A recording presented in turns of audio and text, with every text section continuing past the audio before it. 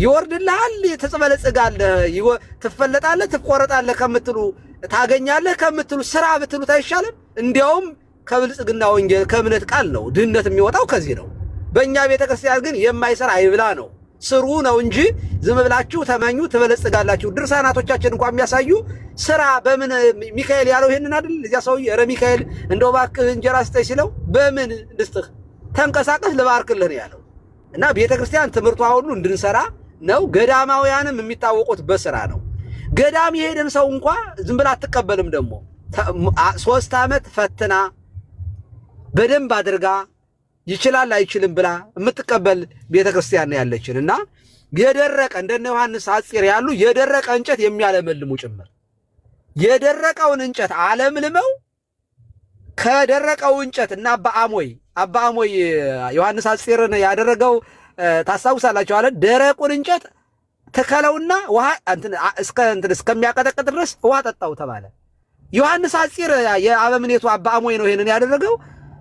የደረቀውን በትር አለምልሞ ሲሰጠው ምን አለ መሰላችሁ? አባ አሞይ እንኩ የታዛዡን ጣፋጭ ፍሬ ብሎ ለመነኮሳቱ ሰጣቸው።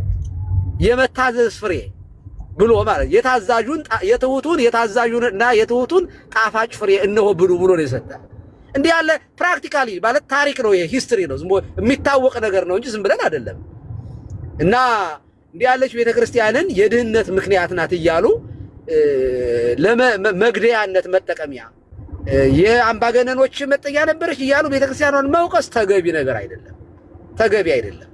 ወይ በታሪክ በኤቪደንስ አውሩ፣ አለበለዚያ በእውነት እግዚአብሔር ይጠይቃችኋል ማለት ነው የምፈልገው። ማጠቃለያ ስጡና ማነህ ወንድማችን አንድ ወንድማችን ስሙና መያዝ አልቃተኝ አስተያየት ስጥና ጥያቄውን ካለ ጠይቅና እዮም ማጠቃለያ ሰጥተህ በጸሎት እንዘጋለን። እግዚአብሔር ይስጥልኝ። እሺ ይፍትን ይባርኩን ቀሲስ። እግዚአብሔር ይፍታ፣ እግዚአብሔር ይባርክ። እኔ እንኳን ብዙም ሐሳብ የለኝም። ሞስትሊ አብዛኛው ሐሳብ እናንተ ሰጣችሁታል። ግን እኔ አንድ ምንድነው ይሄ ድህነት የሚለው ቋንቋ እኔ የሚመስለኝ እነዚህ የነሱ የሃይማኖት መሪዎች ያው ህዝቡን እንደልባቸው እያለቡት ነው። አሁን ህዝቡ ከኦርቶዶክስ ተለይቶ ወጥቶ ሀብታም መሆን ሲያቅተው ኦርቶዶክስ ነች ድሃ ያደረገች አይነት ምክንያት ነው እየተሰጠ ያለ። ምክንያቱም እንዳይጠየቁ ነው፣ ሌላ ምንም አይደለም። እነሱ እየበዘበዙት ነው። እኛ ስለምን አልበለጸግንም የሚል ጥያቄ እንዳያቀርብ ኦርቶዶክስ ነች ድሃ ያደረገች የሚል የሞኝ ምክንያት ነው እየቀረበ ያለ።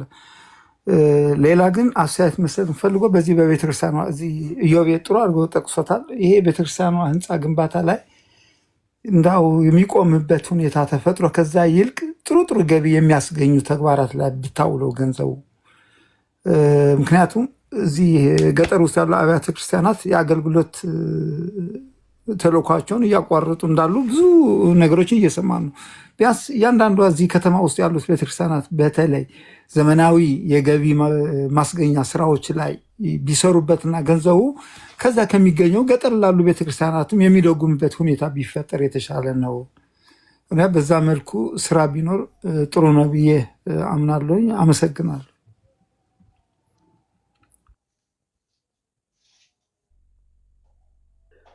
እናመሰግናለን። እግዚአብሔር ያክብርልን ወንድማችን። እኔም እንግዲህ መጨረሻ ምለው ቀሲስ የብዙ ሰው ሐሳብ ነው። በተለይ ይሄ ከልማት ጋር በተያያዘ ሰው ልማት ይፈልጋል። ግን ምን አይነት ልማት ጊዜውን የህዝቡን ሁኔታ ያማከለ ነው ወይ ነው ጥያቄው እንጂ ሰሞኑን ሳይሆን ትንሽ ቆይቷል አንዳንድ ቪዲዮዎችን ሰርቼ ነበር። ገዳማት በምን አይነት ነገሮች ቢረዱ ከልመና መውጣት ይችላሉ። ትላልቅ አድባራት ቅድም ያነሱት አለ። በጣም ብዙ ሰው ነው። እኔ ማክሲመም የተወሰነ እንደው የገጠሩን ማስበን 10 ሰው አልነው እንጂ በጣም ብዙ ህዝብ ነው የሚተዳደረው በቤተ ክርስቲያን እና ገዳማት በልማቱ እንዲሳተፉ ምን ቢደረግ የሚለውን የተወሰኑ ሐሳቦች በቪዲዮ እንትን ብያለሁ። ትላልቅ ደግሞ ደብራት እንደ ቦሌ መድኃኔዓለም እስከ የዙናን የመሳሰሉት አቅም ያላቸው አሉ። እነሱ 2-3 እየሆኑ ትላልቅ ሆስፒታሎችን ትላልቅ ፋብሪካዎችን ማቋቋም ይችላሉ። ነገ ቤተክርስቲያን እንዳትለምን ማለት ነው። እና በጣም እንደው ጉድ የሚያስብል የግሪክ እቃዎች እየመጡ ግን ህዝቡ የለም። እውነት ለመናገር ብዙ በተለይ ከከተማ ወጣ ቢባል እንደው በቀላሉ ለመታዘብ እንኳን ድሮ የምናውቀው የሰርክ ጸሎት አሁን እንደዛው አለ። ህዝብ እየበዛ ማለት ህዝብ እንደ ሀገር እየበዛ ነው። የሰርክ ጸሎት ላይ ያለው ህዝብ ያስገርማል። መድኃኔዓለም ቤተክርስቲያን ብንሄድ ቦሌ መድኃኔዓለም ትልቅ ቤተክርስቲያን ነው።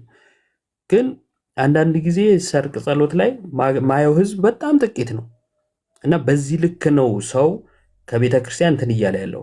ንግስ በዓላቶች ላይ 10 ደቂቃ ስብከት ከተሰበከ በጣም ብዙ ነው። ማይክ ሊያዝ ይችላል። ከዛ በኋላ ያለው 1 ሰዓት ተኩል 2 ሰዓት ድረስ ልመና ነው። ህዝብ ይሰለቻል። በቃ ህዝብ ይሰለቻል። ህዝብ በተገኘ ሰዓት እንኳን ወንጌል እንዳይሰማ የተጀመሩ ትላልቅ ህንፃዎች ጋሬጣ ሆነዋል እና እንደው ህዝብ ላይ መስራት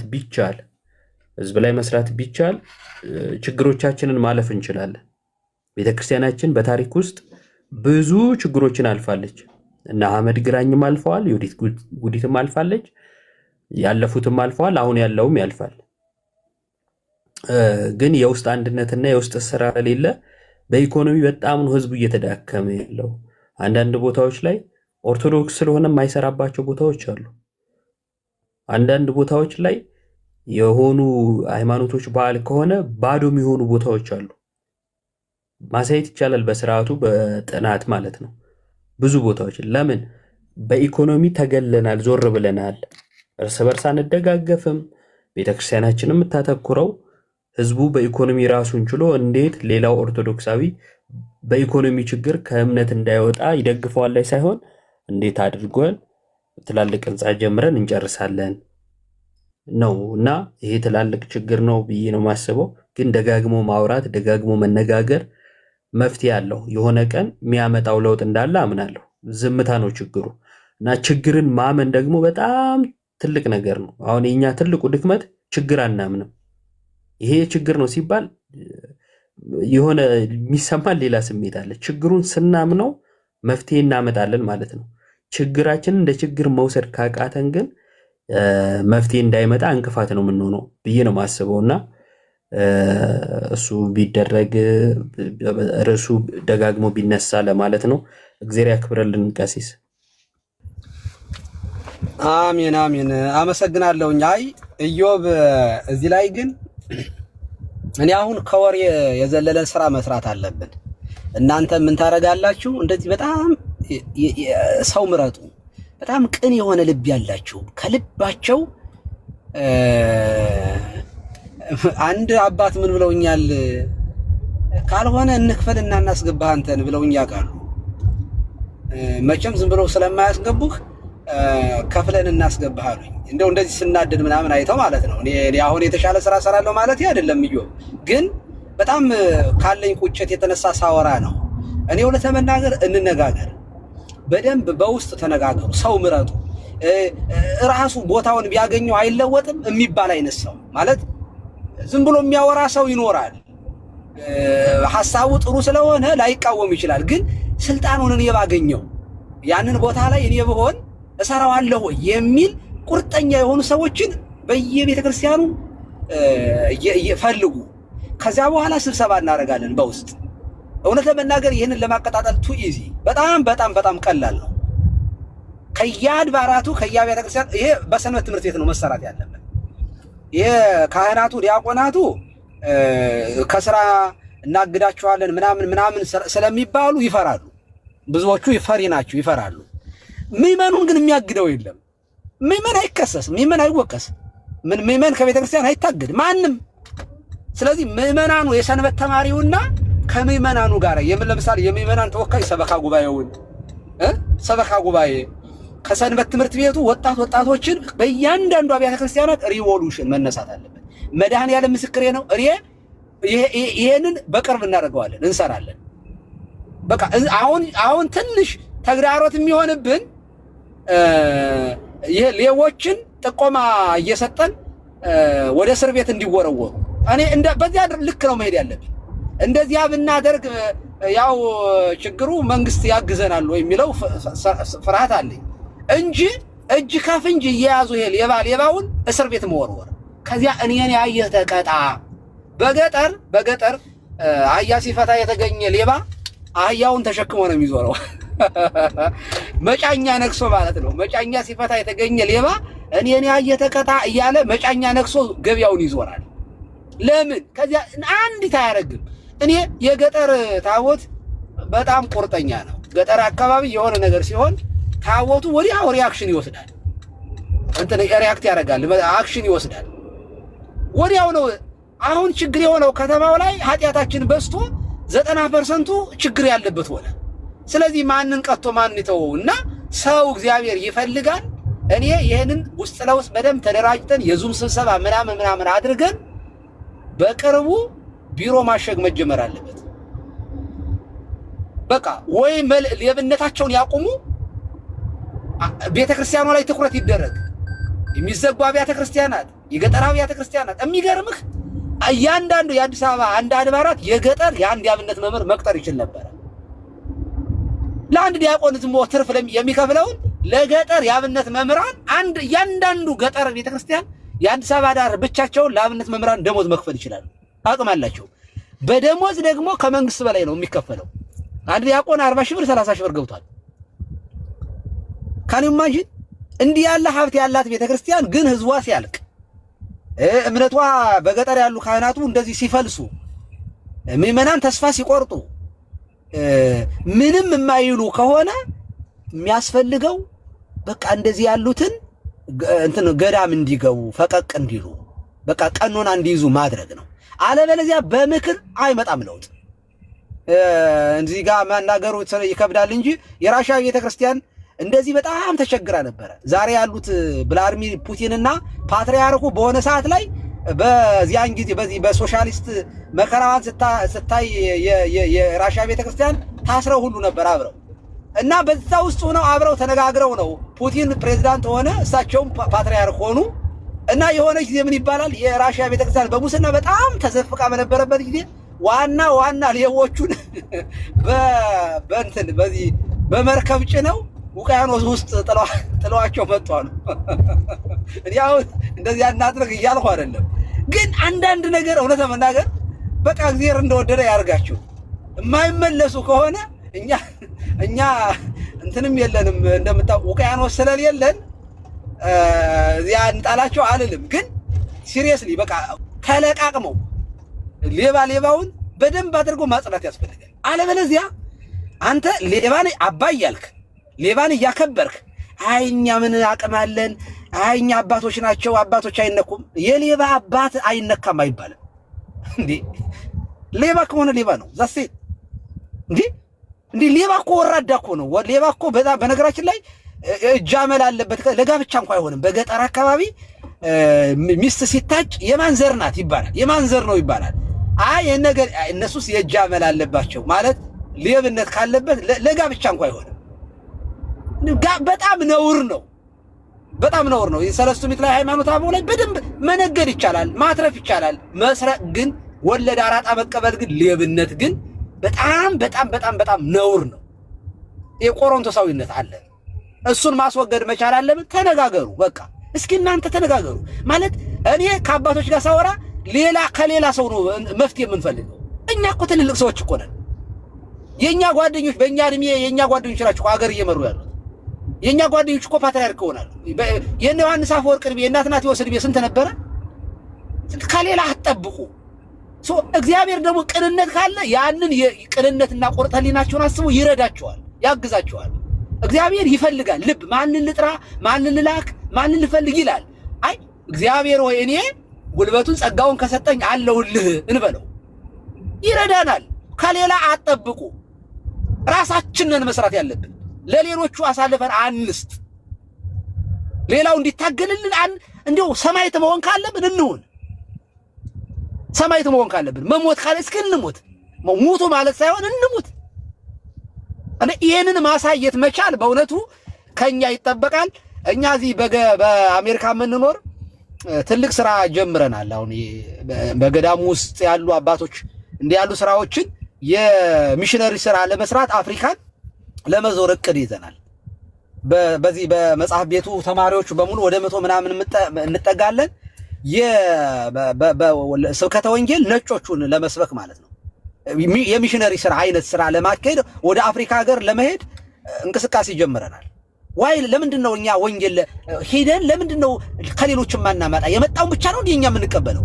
በ40 እና በ80 ቀን ብቻ የመጣውን ሕፃን ልጅ ያጠመቅነው ለምንድነው እኛ ሄደን ማናመጣው ከሌሎች ጋር? ለምንድነው ማንሄደው? ለምንድነው እኛ ወንጌልን ማንሰብከው? የሐዋርያትን ሥራ ለምንድነው ማንሰራው? እኛ ለምንድነው ያቆምነው? በሚል እንቅስቃሴ ያረ በራሳችን ጥቂት ራሳችን ወጪ አውጥተን ለመስራት በዚህ በሰሜን አሜሪካ ባለው ገዳም ውስጥ መምህራችን እንደዚህ ያሉ እንቅስቃሴዎችን ጀምረዋል። መምህራችን ናቸው የአዲስ ኪዳን መምህራችን የሚያንቀሳቅሱት። እንደዚህ ያሉ ስራዎችን እንሰራለን። የዙም ስብሰባዎችን፣ ዓለም አቀፋዊ ኮንፈረንሶችን እናዘጋጃለን። የሆነ ስራ መስራት አለብን። ይህንን ስናደርግ ሀገረ ስብከት አንጠይቅም፣ የጳጳስ ፈቃድ አንፈልግም። እኛ ኦርቶዶክሳውያን እርስ በርሳችን የመመካከር መብት አለን። ስለ ቤተ ክርስቲያን የመምከር መብት አለን። ከላይ ከጠበቅን ፕሮሲጀር ጠብቀን ምናምን ካል እዛው ነው የምንቀረው። ጀምሩ፣ ተንቀሳቀሱ።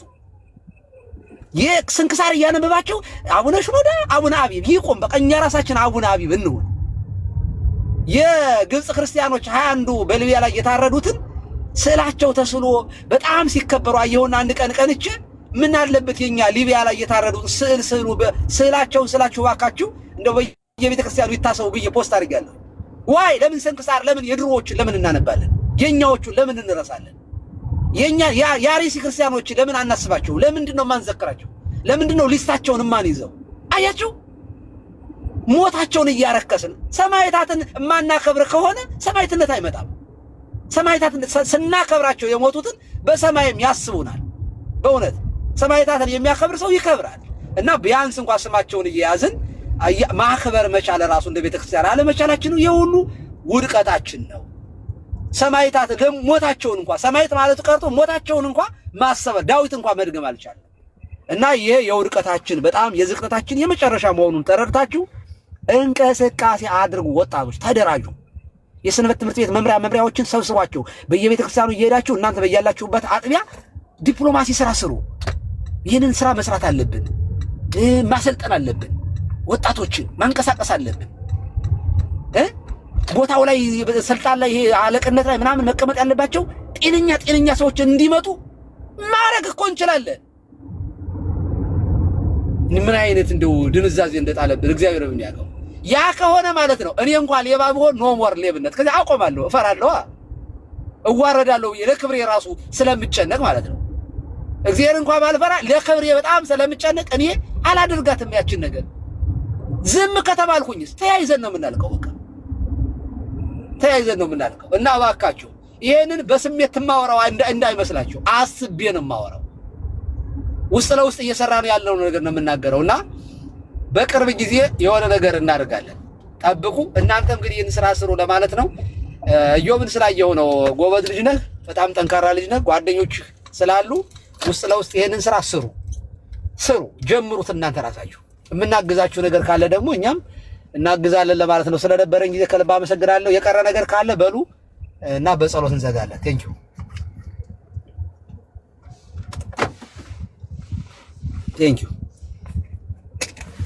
የቀረ ነገር አለ ኢዮብ? አይ የለም በኔ በኩል ቀሲስ። በቃ ሹም ያለው አንተ ስራ ጀምር። አሁን የቤት ስራ ተሰጥቷል። ከነገ ጀምሮ ስራህን ጀምር። ይሄንን አድርጉ። እነ ኤደናም አድርጉ። ባላችሁበት በየቤተ ክርስቲያናቱ ተንቀሳቀሱ። አምላካችን እግዚአብሔር ስለነበረን ጊዜ ክብር ምስጋና ለስሙ ይሁን። ምእመናን ስታዳምጡ ስለነበራችሁ፣ ኮፒ ሊንክ ሼር ስታደርጉ ስለነበራችሁ ከልብ እናመሰግናለን።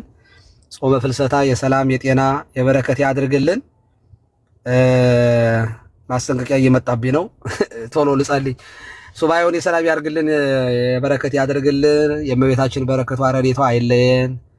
ጣዕሟን በልቡናችን ፍቅሯን ባንደበታችን ይሳልብን። ጸጋውን ክብሩ እንዳይነሳን ተለምንልን። አቡነ ዘበሰማያት ወይኩን ፈቃድከ በከመ በሰማይ ከማሁ በምድር ሲሳየነ ዘለለዕለትነ ሀበነ ዮም ወኅድግ ለነ አበሳነ ወጌጋየነ ከመ ንሕነኒ ንኅድግ ለዘአንበሰረን ተባነ እግዚኦስ መሱታላድነን ነው ባላንም ኩሉ ኩይ እስመ ዚአከ ይእቲ መንግሥት ኃይሉ ስብሐት ለዓለመ ዓለም። በሰላመ ቅዱስ ገብርኤል መልአከ ወእግዝእትየ ማርያም ሰላማዊ ሰላም ለኪ ድንግል በኅሊናኪ ወድንግል በሥጋኪ በእግዚአብሔር ጸባኦት ሰላም ለኪ ውእቱ አንቲ እማንስት ወቡሩክ ፍሬ ከርሥኪ ተፈሥሒ ፍሥሕት ወተጸጋ እግዚአብሔር ምሕረተ በፍቅር ወልድኪ ኢየሱስ ክርስቶስ ከመ ይሥረይ ለነ ኃጣውኢነ ተማኅፀነ ብኪ ቃለ እግዚአብሔር አብይ። የማይሰራ ኃጢአት እግዚአብሔር ፍታ።